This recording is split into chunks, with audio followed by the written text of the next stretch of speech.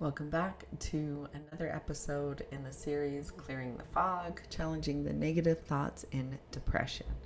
This one, we're going to talk about mind reading assumptions, you're not a psychic, and releasing the pressure to know what others think.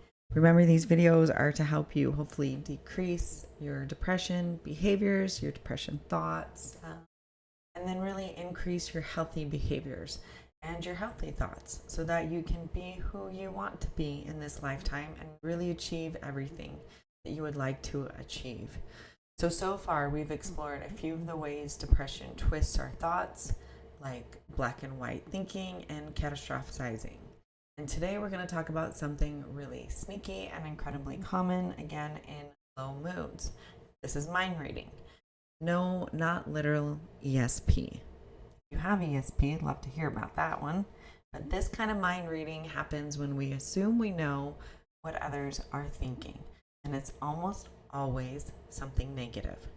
So they might be thinking, or you might be thinking, that they're thinking, they think I'm too much.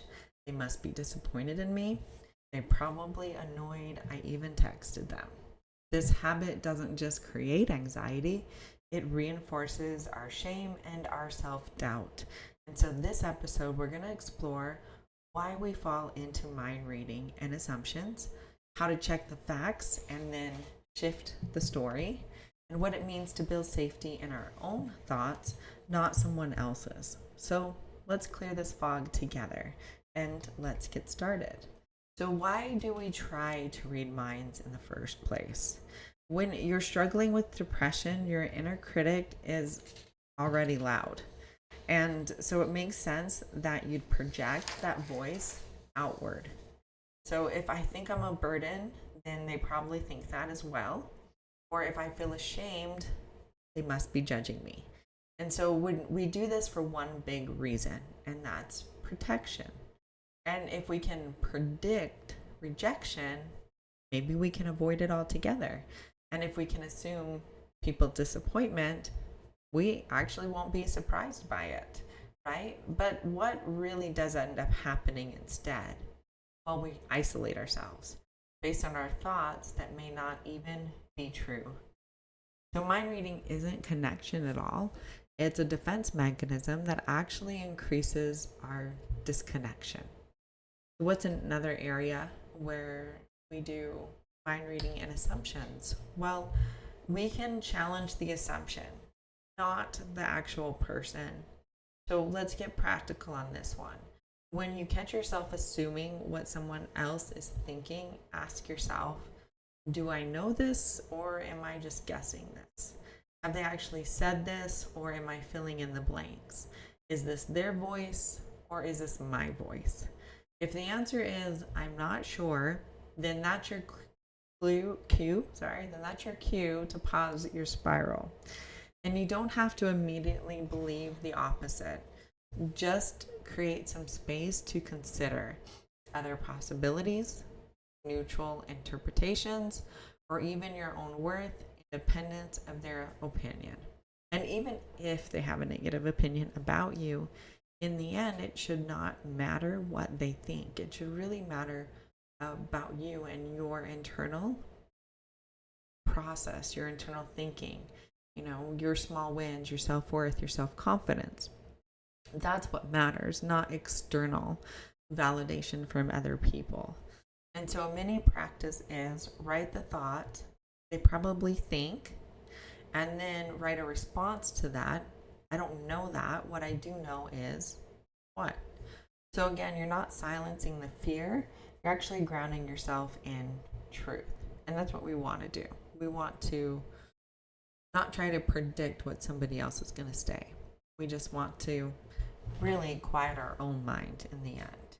And so what's another way we can do this? Well, we can build internal safety instead of external validation. And so here's something that is powerful. You don't need to be certain what others think to feel okay about who you are. And that's one that's really difficult for a lot of people because that's a lot of work to build up our internal positive thought processes and our own positive self-worth and our own positive self-esteem, because that means we have to actually work through these patterns in our head, these thoughts that we have, maybe some negative behaviors. We have to get a little bit uncomfortable in order to grow that part of us. So mind reading is often a symptom of low internal safety when your self-worth depends too much on imagined feedback. But what if you practice trusting your own reality more? Try this. I don't know what they're thinking, and I can still be kind to myself. My worth doesn't hinge on being understood by everyone or really by anyone, and I'm learning to feel safe in my truth. So instead of proving yourself to others, you start rooting yourself in your own voice. And that's what we need. We need our own cheerleader. I think having a cheerleader externally is an added bonus in our life, but it is not what is needed. It really does come from the inside of us. And this is really how healing happens. And so to recap and to wrap up, mind reading is a common distortion that stems from fear, not fact. You're not wrong for doing it, but you don't have to live with it. And you can challenge the spiral with curiosity, not criticism. And again, try to understand where maybe this voice comes from as well. Is this something from our past? Maybe the way somebody used to talk to us? Is this a survival technique that we used to have? And is it really serving us in our today, present moment, or in our future? So in the next episode, we're going to look at personalization, the belief that everything is your fault, and how to untangle self-blame from actual reality. So here's the comment section where you get to comment on any part of this video or really anything that you want. And if you're struggling with what to comment on, here's a question. What's one mind reading thought you can gently question this week? Remember, you're not a mind reader. You're a human doing the brave work of learning to trust yourself again. And I'm proud of you. And so if this video helped at all, please share it with somebody who may also need it, like or subscribe.